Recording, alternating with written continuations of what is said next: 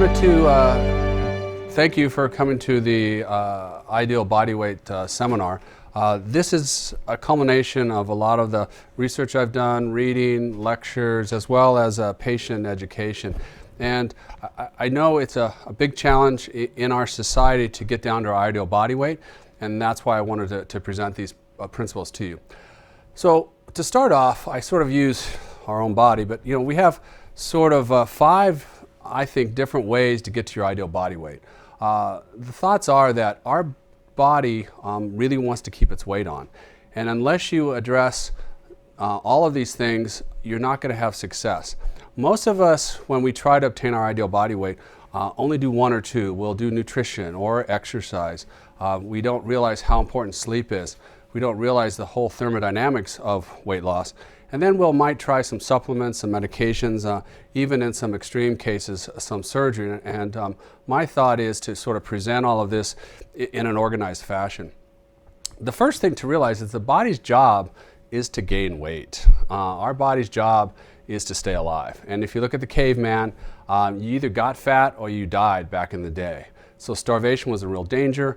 Only the strong survived. And there's 3 sources of energy. There's carbohydrates, there's protein, and there's fats. But back in the day, fats and proteins were very common. You go out, shoot something, eat it, that kind of thing. Carbohydrates were rare, and sugar was very, very rare. So realistically, our bodies are sort of set up for more protein and fats, and we don't do well with carbohydrates. And in fact, I use the little phrase that dough is the devil. We love dough. I mean, bread, rice, pasta, cakes, and cookies. Those sweets that really give us a lot of comfort food. But I also give you the question of, why do they give you free bread when you go to a restaurant? You ever thought about that? And as my young kids have taught me, that strangers have the best candy and puppies, but you're not supposed to use that. So it turns out that bread spikes your sugar probably more than anything, and you actually become hungrier. That's why they give you free bread. If you think about a restaurant, they would go broke if you filled up on bread. So you actually get hungry when you eat that. It turns out that all the bread we have now contains gluten, which is gliadin, which is a protein that actually has a morphine-like effect. And it's kind of started in the 1950s. There was a real worry about having starvation, and we needed to get higher amounts of wheat produced per acre. And so they switched from essentially the amber waves of grain that we all sing about to what's called dwarf wheat, which has 10 times the amount of wheat per acre. But no one really looked at what that does to us as a body. And it turns out it increases our appetite. It actually has a morphine-like addiction. You actually become a carboholic. You really want your carbohydrates. And it deposits fat in exactly the wrong place, around your abdomen and actually in your abdomen, around the visceral organs. And so when you sort of want to jingle, I say dough is the devil, sugar is Satan, and pasta is poison. And that at least lets you understand where you want to put those sorts of things in your life.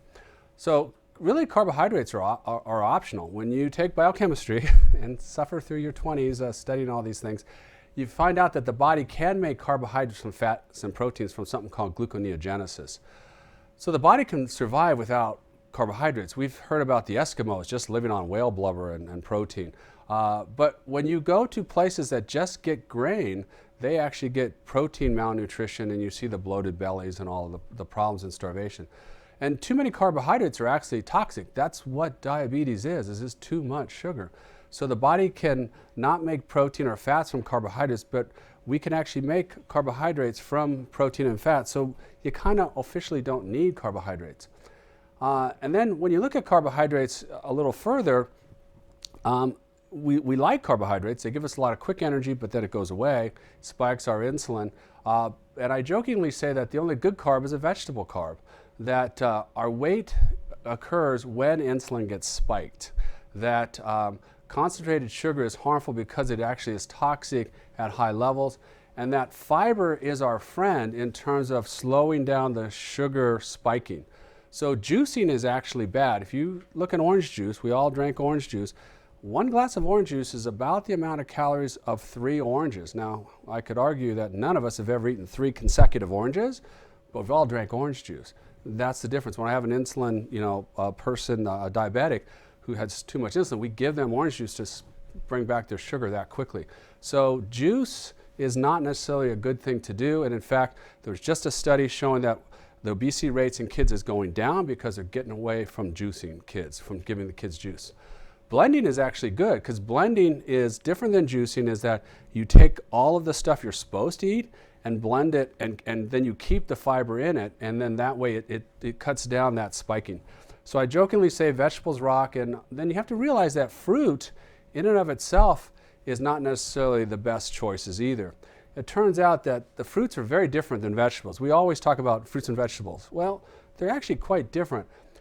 Fruits have been selected to be the sweetest, and fruit juice is all the calories without the fiber. So I jokingly say that fruit, essentially, the ones that we have now are like candy on a stick. If you are going to eat fruit, one of the principles might be to eat the whole fruit, and the key is to eat it slowly. And that a small portion once a day is probably the max amount of fruit that you really deserve unless you're a high exerciser. And we've all heard the phrase, an apple a day keeps the doctor away. I sort of have changed that to one small apple eaten very slowly a day keeps the doctor away. And then you have to realize that calories are really a physics problem and doesn't really have a lot to do with what happens to us. If you look at what a calorie is, it's the amount of energy it takes to raise the level of water. They just burn the food in an oven. Well, we're not ovens, we're a biological system. So it's not the calories that really makes us above our ideal weight. It really has to do with what the food we eat does to our insulin. You can eat some doughy things, some starchy things that maybe don't have a lot of calories, but you'll gain weight on it. You can eat some high fiber vegetable things, which more calories in that, and actually lose weight because your body has to process it. So there's a lot of things that go into it. So realize it's what the food does to our hormones, and especially insulin, and insulin is best kept low, and so that's why you really want to be on a low sugar sweet diet to keep your insulin low. And then in terms of picking your vegetables, you also have to realize that all vegetables are not equal. That starchy vegetables such as the white potatoes, sweet potatoes, carrots, and even corn spike your insulin. What you want, ideally, in a perfect world, is the above the ground green vegetables. Those are the ones like your spinach, your kale, broccoli, cucumbers, asparagus. All of those things are very, very helpful. They alkalinize your body, and they really fill you up. And really, when you look at a good metric is, can you get green vegetables into your diets? And I really think the first step in terms of your ideal body weight for all of us is to ask, how can I get vegetables in my diet today? What really hurts me, and I just feel so sad, is that if you think about the poorest people in our nation are the fattest. If you look at all the statistics, and part of it is because they just can't get vegetables into their diet. I mean, if you're in the inner city, it's tough to find a vegetable stand. So, and then a lot of us are on the go. You know, we're driving all around, and it's hard to, quote unquote, eat a salad on the go. So one of the thoughts is, first off, you have to realize that our goal is to get at least five above the ground green vegetables in a day. Ken Cooper had a nice little phrase. He's the guy a physician that started the Cooper Aerobics Institute, and he came up with the coined phrase aerobics. But he had a little jingle, I heard him talking, it's like 5 is fine and 9's divine. If you get 9 above the ground green vegetables in a day, which is 3 per meal, that's a lot of vegetables. But if you ate those first, you'd do amazing. And so you want to get at least 5 above the ground green vegetables in. And one of the thoughts is, how do you do that? And one of the things I kind of recommend, that's been recommended in a lot of different books, is to consider blending, where you sort of sip a salad. You take your salad that you're supposed to eat, put it in a blender, put some water in it, and then kind of blend it up, and you can sip it all through the day. So you're getting your vegetables, but in a way that you can do it in a regular situation. In my office, I don't get lunch, so I just sip a salad all through the day. I put enough mango in there just to, that's my one little fruit for the day, to get it so it's a little bit sweeter, but just very, very low amounts, the least amount I can do, but sip it all through the day. And if you can do that, you can get your vegetables in. And I jokingly say, a lot of people say, well, I don't like vegetables. Well, I just kind of flip that around and say, you're not hungry. I had a buddy of mine who was a astronaut with NASA, and he'd have to be on 24-hour deployment right away, and he'd get his kids in the car, they'd drive, and he couldn't stop for food and stuff, so he would just open a can of beans, stick a fork in it, and pass around to the kids. And his wife was like, Johnny is 3 years old. He's not eating. He's going to starve. And this friend of mine was quite funny. He goes, not hungry. He goes, once Johnny's hungry, he'll eat the beans. If you're stuck on a deserted island, at some point, you will eat the vegetables. So, when you go to a restaurant and they have the dessert tray, you could, especially if someone else is paying for the meal, oh, wow, I can get the whichever. But, the cheesecake or whichever. But if, come on in. But if they passed around a vegetable tray at night, or after the end of the meal, you probably wouldn't take the broccoli or the cauliflower and stuff. So realize that we can always eat sugar and desserts, but fruit you have to eat first. We'll circle back on all that. So as I jokingly say, if you don't like vegetables, you're just not hungry. So eat your vegetables first, and then you can get those into your diet. Protein is one of the things that we actually probably don't get enough of, especially if you start to exercise. Realize that probably the recommendation on protein, when I ask people how much protein do you get in, most folks don't know. Realize you want to get about half your body weight in grams of protein a day, up to a maximum of your body weight in grams of protein a day. So if you weigh 120 pounds, you should at the most get 120 grams of protein. So anywhere from 60 to 120 grams. If you're 180, it'd be 90 to 180 grams of protein. And so realize 6 ounces of chicken is about 50 grams, and that you want to try at least twice a week to get cold water fish in to try to get your omega-3s and those sorts of things. So sometimes bumping up your protein, decreasing your carbs is a nice little ploy. The other thing to realize is fats are actually our friend. You guys in the room are about my age, and we all grew up in the 70s where it was like low fat, high carbs sort of thing, and we've got obesity and diabetes, thank you very much. So now we need to kind of circle back and think about that. And the thoughts are that actually fats and carbohydrates are deadly, but fats in and of themselves are actually quite satisfying. Now you want to stay away from the trans fats and the hydrogenated fats, but like your olive oils and your nuts are actually quite satisfying, and even though they have more calories like we talked about, they actually satisfy you when you eat less. So it's a good way to consider using olive oil and nuts in your daily diet, which will cut down the amount of food that you eat. So what's the best diet when it's all said and done? I always go back to customization of care. It's like, well, the best diet's one you're going to eat. And I jokingly say that there's all these thousands of diet books and nutrition books because they have to customize it to you. So the best diet's one you're going to eat, but a couple of principles. If you say no to dough, yes to vegetables, all the good diets recommend that. You want good protein and good fats. And then realize that not just what you eat, but how you eat is very important. Timing is very important. One little rule is eat like a king for breakfast and like a pauper for night. A lot of people, if you want to gain weight, skip breakfast, eat lunch, and then have a late dinner. You'll put on weight. If you flip that around and had a good breakfast, medium lunch, no dinner, you'll lose weight. And it just has to do with how our body's set up. Small portions are best. It's good to eat on small plates. Get those little kid plates out that are very colorful because we're all told, finish our plate. So use small utensils. And then eat slowly. There was a nice book out called Drop Dead Healthy. Funny book. But he got a royalty for the book and could do anything he wanted, hot yoga and paleo diets, all these different things. And the top 3 things he did was he found that were helpful is one, eating with either a shrimp fork or chopstick, something you're not good at to slow you down. And then also not having a big plate, so a small plate, and then he did a treadmill desk. So those are all like 3 little practical things you can do. Because if you eat good stuff, but you eat it very fast, you spike your insulin, you gain weight. So one of the thoughts is, cut it up into 4s, eat a bite, go away, do something. Part of the European situation, we always talk about, the Europeans are thinner than Americans are. Part of it isn't so much that they eat better, because you can see some of their foods are quite high in certain nutrients and things and calories, but they take a long time. They might take 2 hours to eat lunch. They have their wine. Those things, slowing everything down helps you because, as you know, if you eat real fast, you could eat a lot. If you slow down, you don't eat as much. So it's really important to realize we have like a 20-minute lag. So it's good to eat a little bit and then wait and then eat, and you'll actually eat less. And then don't leave nutrition for chance. If you wait till you're hungry, you'll eat just about anything. So one of the thoughts especially is to think about bringing your own lunch. That's kind of what I do today. But if you are stuck and you have to eat fast food, realize there's no slow food out there. So you can sort of salvage it. Maybe a taco salad, eat the inside. It turns out Mexican food is the best food because you can eat the inside of a taco salad, maybe the inside of a burrito. And then protein-style burgers at some of the places. Just don't have the bread on it, and then try to slow down when you eat. And then, because we're not robots, we are people, there's a lot of people that recommend a cheat day.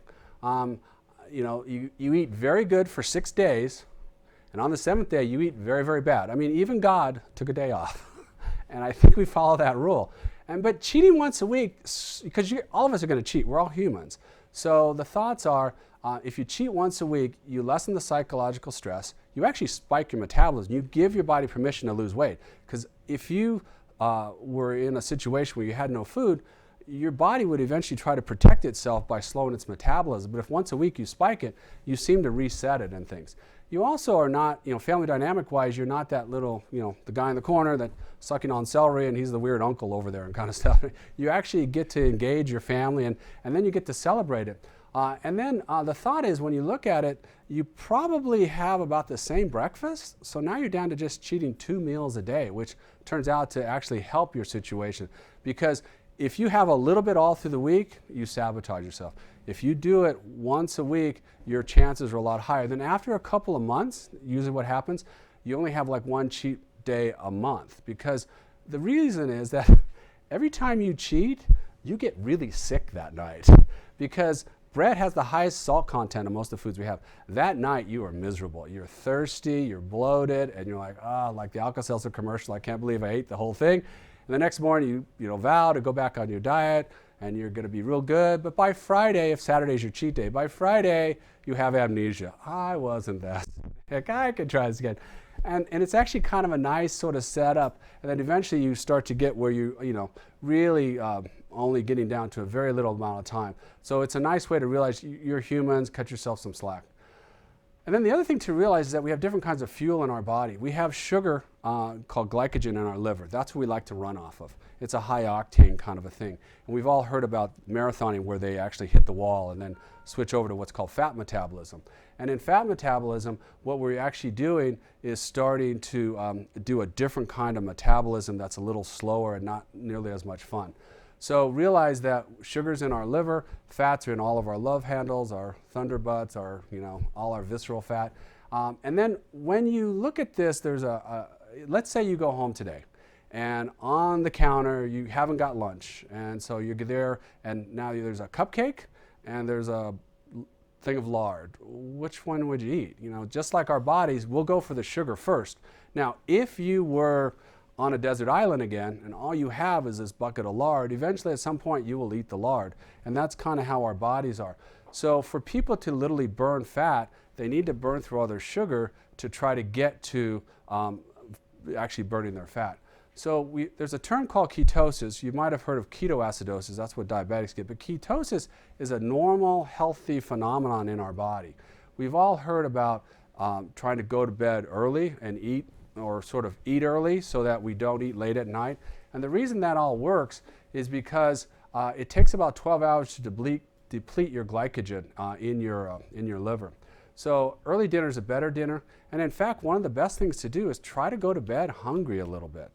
And if you have to, do something, take some melatonin, something to help you to sleep so that you don't eat late at night. And it's far better to actually go to bed and sleep rather than to eat late at night. And that's why it's a challenge for shift workers and things who eat late through the night for multiple reasons.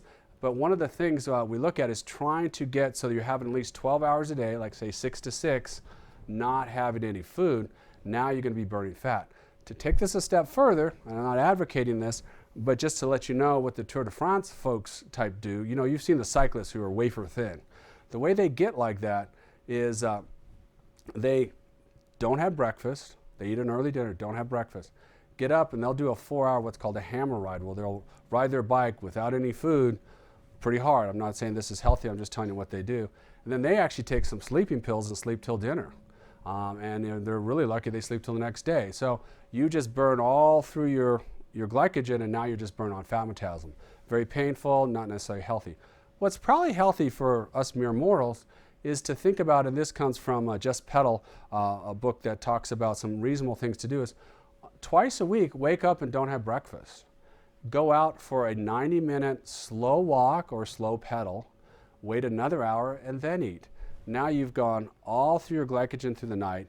Now you're continuing to burn, and that's a nice way to finally get to fat metabolism. And I think twice a week, that kind of cleans out the system. Now, getting back to exercise, which is how I make my living, there's two kinds of exercise. There's aerobic and there's resistance exercise. But I jokingly say you can't exercise yourself into your skinny jeans. Basically, I make my living off of people trying to do this because our body is so efficient at exercise. I'm not saying you shouldn't exercise. The studies show if you don't change your diet, it takes 10 hours of exercise a day, essentially walking the Appalachian Trail, which I got one of my patients to do this past year, and he lost 25 pounds and ate amazingly amounts of food because he was walking all day. We don't have that luxury, and we're not going to do that. But really, there's something magical about an hour of cardio a day. 6% of the week just walking and moving is amazing for our bodies. Because it's not the calories you burn while you exercise, is that bumps up your metabolism for the next 2 to 4 hours later on. And that's why an hour a day of walking is good. So I jokingly call it LSD, long, slow distance. And then now and then you could do high intensity intervals, but that's for down the road. For most of us mere mortals, an hour, 6 days a week is just the ticket. I mean, it does amazing things. And you can walk. You don't have to get your heart rate up that high. Just walk as if you're going somewhere. Like you've got some place to go to. Don't just kind of waddle, but walk about 3 miles an hour. And it's amazing. But think about that. If you're a 150-pound person, a mile of walking is only 100 calories. So you're only burning 300 calories, like half a bagel or something. I mean, it's amazing how little calories you burn exercising. That's why the equation never made sense when you looked at, how much do I have to exercise? I mean, a pound of fat is 3,500 calories. You'd have to run a marathon and a half if you just looked at the physics of it. But we're a biological system. It turns out that the exercise helps us to bump up our metabolism. It actually helps us to clear our mind. It's neogenic. It helps our cortical function. And it helps us to sleep. All those are very good things. So I jokingly say, every day you should ask yourself, have you moved today? And we kind of kid around, has anything moved? Jiggling doesn't count, although it actually does a little bit. Weight training is very helpful too. You should weight train a half hour twice a week. Tim Ferriss talks about this in his book, 4 Hour Body, which is a half hour twice a week, which is an hour a week. So that really is 4 hours a month. That's all you really need to do to weight train, to put on good muscle, especially back muscle. And I think that's very helpful. Now, in terms of exercise, I'm a big believer in never working out because work is a 4-letter word. It's why we like to retire. So I don't think working out really has gotten people very well or very far. What I think changes the whole game, as we talked a little bit about, is training. Once you train for something, it changes everything. And I ask people this, if someone was going to give you $1 million to complete an endurance event in, say, 3 months, what would you do? I mean, $1 million, tax-free, all that kind of stuff. You would start to think about ways. And things that you can think about doing is walk a half marathon. No, don't run. The joke I have is you should never run to get in shape. You should be in shape and then start running because it's not fair to your knees and ankles and hips. Try looking at a metric century bike ride. If you do things in metric, it just sounds farther. So 61 miles is actually 100 kilometers. Try a century ride. Do a 1 mile swim, bag a peak, go to San Jacinto, Mount Whitney. Sign up for team and training, or in Temecula here we have this hikebiketemecula.org. There's a new thing now of walk to the moon. It's 230,000 miles. So you get a bunch of people together and we're all participating to try to functionally walk to the moon. Whatever it takes. I jokingly say that America's losers are America's biggest gainers the next year. You all hear about them gaining back their weight. The people that keep their weight off long term are those that are always training for something. We're such losers that we make up our own events. We have this thing called the Summer Solstice Century, longest day of the year. It's June 21st. And so it turns out the pier at Oceanside, the top Mount Palomar, is exactly 50 miles. So the century in bike riding is kind of like the marathon. It's 4-to-1 in terms of running. So we actually start very early in the morning, ride to the top of Mount Palomar, and then ride back. just to say we did it. But it's good suffrage. It's about 5,000 feet of, it's about, I think, 9,000 feet of climbing. So you have to be in shape to do it. So it's something that we talk about, joke about. But something like that helps you to get in very good shape and stay in good shape. And you always have something about every 3 to 4 months. So if you really want to get in shape, look down the road about 4 months, sign up for something. Put some money, put some skin in the game. Tell your wife, tell your friends, tell everybody you're going to do this. And that's but walking a half marathon is really amazing. Weight training is very good. We talked about this. You really want to do about a half an hour, 6 days, twice a week. And you really want to work on back exercises. If you can do that, that helps your posture tremendously, takes away a lot of the neck pain. Sleep is an underappreciated part of this whole situation. All night shift workers are heavier than daytime shift workers. The nurses at night are heavier than the nurses in the day. And you can't tell me they don't work very hard at night. They work very hard, but they don't have as good a sleep because cortisol and leptin hormones are interrupted if you don't get good sleep. Sleep apnea is underdiagnosed. If you are a snorer, you probably have sleep apnea, and you're not, it's going to be very hard to lose weight. Now, you're losing the weight will actually clear your sleep apnea, but until then, you may need to get that taken care of. We need about 6 to 9 hours of sleep, and you really should come up with a sleep ritual. One of the thoughts is, cut down the stimulants at night, get your room so it's cool and dark, come up with how you sleep the best. Consider using bed only for sleep and activities like that. Sort of lower the lights before you go to bed.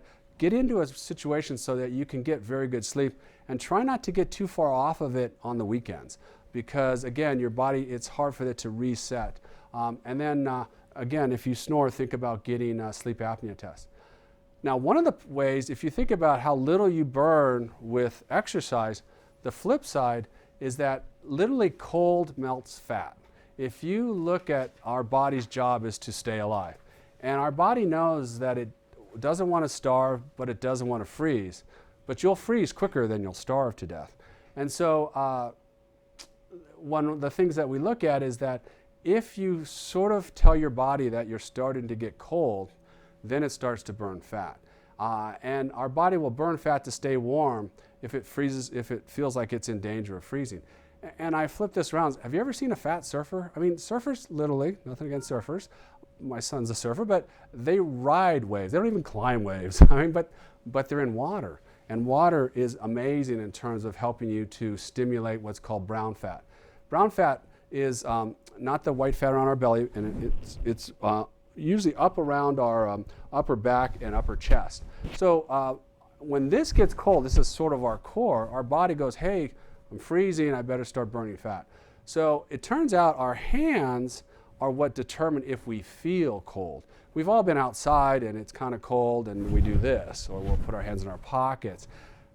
But we're not any warmer, it's just our hands are warmer. A fun thing to do if you have a pool with a jacuzzi is go in the cold pool, put your hands in the warm jacuzzi. And my daughter used to do this, we called it Titanic. And she would put her hands and then she would be able to feel, and flip side too, if you're in the jacuzzi, you put your hands in the cold pool, even though you're in the jacuzzi, you'll feel cooler. It turns out our hands are very, very important for us to feel warm or feel cold. So gloves allow you to feel warm even when your brown fat is cold. So one of the little tricks that we kind of do is think about stimulating your brown fat. So one of the thoughts is to try to stay as cool as you can or as cold as you can if you want to lose weight. A couple of goofy little things that have been recommended. The last 3 minutes of your morning shower, shut off all the hot water back into the shower and let it hit you up here. It'll wake you up like a foghorn. That's a way to do it. You could drink ice water first thing in the morning. A goofy thing I have is, in our cars we have these things called glove compartments. Nobody ever has gloves in them. Actually, I have gloves in mine. I take out the gloves, I put the gloves on and turn the air conditioner on full. Now I'm driving around, it could be a hot day, but I've got gloves on because I'm trying to be as cold as I can, and it just is a very easy way to have your body kind of be working while you're just driving around. And if you look at Michael Phelps, he gets 12,000 calories a day. He eats massive amounts. It was kind of a big thing on during the Olympics. But part of it is that he's in water about 3 to 4 hours a day. Now he exercises about 8,000 calories or so, but it's about 1,000 calories an hour in 80-degree water. Even though 80-degree water, going to Hawaii, we love going, it's 80 degrees, but that's actually colder. Our bodies are 98.6, so there's still this differential, and you can get hypothermic if you're in the water too long. Water has 25 times the conductivity of air. So whenever you can, try to get in water. The other is wear more gloves, less sweaters. It sounds a little goofy, but I have scuba gloves, and when I surf with my son, who's very embarrassed by me, I don't have a wetsuit on, but I have gloves on. And so it's just a little trick, and you can kind of try that. And then the final two things have to do with supplements and even some medications. The big thing with supplements is that they're not as regulated as the pharmaceuticals. So I'm a big believer in just having a healthy skepticism for anything people are recommending to you. As one of the physicians in the NFL, we cannot use supplements because they get drug tested, and if anything's positive, it's sort of on us. So we have to be very leery about recommending supplements. And one of the challenges is, and one of my professors at UCSD in med school realized that we have like the most expensive urine in the world, especially in California, the lands of fruits and nuts. We take a lot of stuff. We have very pretty colored urine, but there's not as much proof, and there's a lot more marketing than there is research. There's definitely some supplements that folks need if they can't get it in a good diet. So I think supplements should just be that. They should supplement a very good diet. So women especially should get enough calcium, a minimum of 1,200 milligrams of calcium. Women also need more iron. You should probably take a multivitamin for age. And colorful whole foods are probably the best way to get your vitamins in. If you are going to try any supplement, my recommendation is get on a good diet, nutrition program, and then add the one supplement and see if there's a difference. Because then you're your own little experiment. If you add a bunch of supplements at the same time, then you don't know if there's a good thing or a bad thing, which to blame it on. So if you are going to try supplements, which I think everyone should try to keep customizing their care, but just do it as a supplement once you're on a steady program so you can see if there is any improvement with it.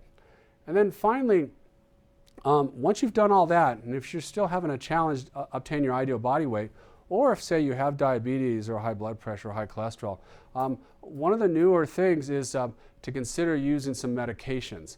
And realize that medications to obtain your ideal body weights have a very dark history. We all remember the fen-phen incidents about 13 years ago where it caused a lot of heart valve damage when you took fen-phen. Now, fenfluramine was the bad part of that combination, and that was taken off the market. Phentermine was deemed safe and is still on the market. So one of the things that's happened the last couple of years is there's a new product that's two old medicines used in a new way. So when you look at this, there's phentermine and topramate. So phentermine is a stimulant. It was used up to 37.5 milligrams, so remember that amount. And it stimulates the nervous system, probably bumps up your metabolism a bit. They don't know the exact mechanism.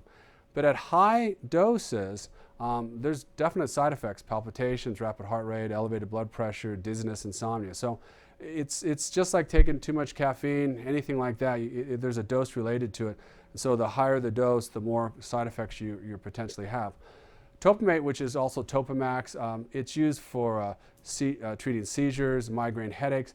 And it has a lot of neurologic effects. It seems to block the GABA activity and probably has some other effects in terms of decreasing your appetite. At high effects or high doses, it has numbness, dizziness, sleeplessness, and then horrible things like kidney stones, psychosis, suicidal ideations, and hyperthermia.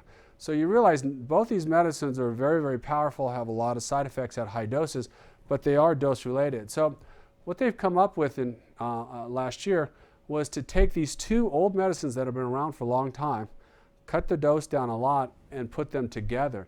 And it seems that the combination of phentermine and topramate are like 1 + 1 = 3. They seem to have a good effect on losing weight. And in general, if you look at the two major studies that were out, in general, it's about a 10% body weight loss at about 3 months. So if you're a 200-pound person, it's about 20 pounds in 3 months. So it's something that's a good amount. If you can lose 20 pounds, that's a good amount. Not guaranteeing that for everyone, but it is an option for some people. If you do all the other things we talked about, plus this, we've had some real good successes. And the way you start this medicine is they start you off at a very, very low dose. Remember going back that the dose for this was 37.5. They start off at 3.75, 1/10 the dose. And then 23 milligrams, and they do it as an extended release, and you do that for the first 2 weeks just to make sure you don't have any side effects. Come back and be seen at 2 weeks if all your parameters are okay. This is after you've had a physical. You make sure your blood tests it. There's no medical reasons not to take it. But if you're doing okay, then we go up to the standard dose, which is 7.5 milligrams and 46 milligrams in the morning. And you take this early in the morning because it can keep you up at night. Remember, sleep's very important. So first thing in the morning, you take this. And then you do all these other things in terms of diet, exercise, sleep, thermodynamics. And what they found is this is something that may be able to replace, like if you're on it, say if you're a diabetes, 90% of the diabetics are type 2 diabetics because their weight's up. If we get your weight down, your sugar goes down, and then we can take you off some of your diabetic medicines. Even if you can't get off of this medicine, you've sort of exchanged one for the other. Now your diabetes is controlled and your weight's down. The goal, ideally, would be to get you off all of this by having you, sort of be an endurance athlete and always training for something. After 12 weeks, 3 months, if you're sort of plateauing or not getting the effects that you need, you can bump up the dose, but as I've talked to you about, the higher the dose, the more the side effects. So the nice thing is that there is some good studies to show that this is an option for people, and I think if you do all the things I mentioned, this gives you your best chance to obtain your ideal body weight. So in summary, I think it all starts with nutrition. Aristotle said, let nutrition be your medicine and medicine be your nutrition. So it starts off with, if you say no to dough, yes to veg, you want 5 above the ground green vegetables, get enough protein and a little bit of fat, maybe have your one cheat day, but basically be real good for 6 days. Exercise an hour a day. You don't have to be epic, just move. And that you want to do both cardio and weight training. You want to get good sleep. Sleep is a wonderful drug. Sleep does everything amazing for you. Part of the reason you sleep better if you exercise is when you sleep, you do a lot of work. Actually, a lot of people think more when they're asleep than when they're awake. And if you don't exercise, you'll have what we call brain chatter. It'll be hard for you to sleep because your body has all these things it has to go through. As we all know, we all sort of can go out for a walk to clear our minds. So walking really helps you to improve your sleep. Thermodynamics, cold melts fat. The colder you can be, the thinner you can be. And then the final thing is if you needed it, there are some medications now that are available. And in some very large folks who have more than 100 pounds to lose, that's when the bariatric surgery becomes into play. So in summary, there's a lot of options. What I wanted to do for you all is to present what I think is reasonable, practical things that we all can do that really don't cost a lot of money, that are sort of a way to allow you durable, lifelong weight loss, so that when you're 100 years old, we can high-five you guys.